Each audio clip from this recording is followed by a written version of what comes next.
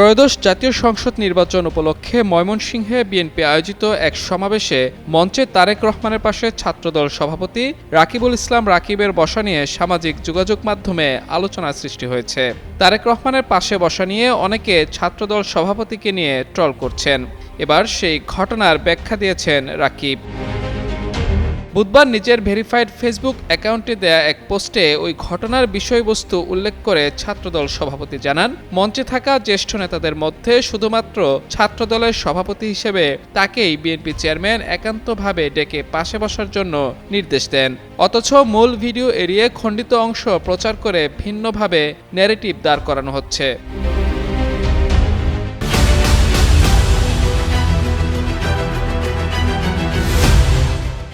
পোস্টে ছাত্রদল সভাপতি লেখেন, আমার জন্মস্থান ময়মনসিংহ জেলা, তাই গতকাল ২৭ জানুয়ারি ময়মনসিংহে নির্বাচনী জনসভায় বিএনপির সম্মানিত চেয়ারম্যান তারেক রহমান মঞ্চে আসন গ্রহণ করার পরপরই আমাকে ডেকে নিয়ে ঠিক তার পাশে বসার নির্দেশ দেন।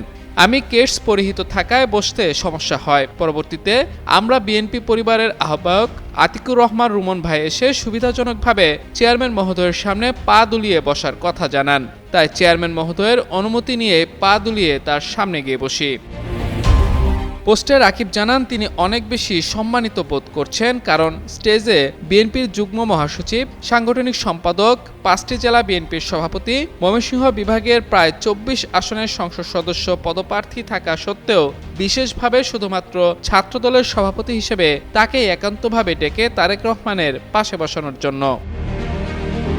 পোস্টের শেষে রাকিব লিখেন, জিয়া পরিবারই নির্যাতিত মজলুমদের আশ্রয়স্থল। তারা ত্যাগী নেতাকর্মীদের শ্রম ঘামের মূল্য দিতে জানেন। এ সময় সবাইকে ধৈর্য ও সহনশীলতা নিয়ে তারেক রহমানের ভিশনগুলো বাস্তবায়নে কাজ করার আহ্বান জানান ছাত্রদলের কেন্দ্রীয় নেতা। মাহমুদুর রহমান, যুগান্তর নিউজ।